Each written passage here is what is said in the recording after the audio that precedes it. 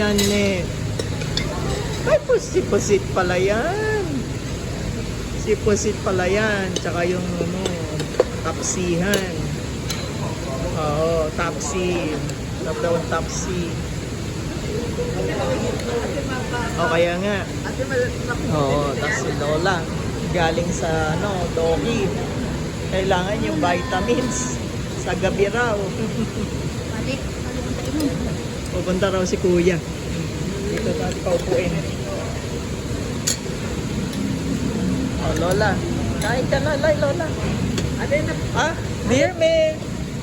Meron kaming leche plan, ha? May kasamang leche plan kami. Okay. Isa lang. Ang sa alam ko, taga ko nung yung receipt. Oo, susunod ang kuya mo.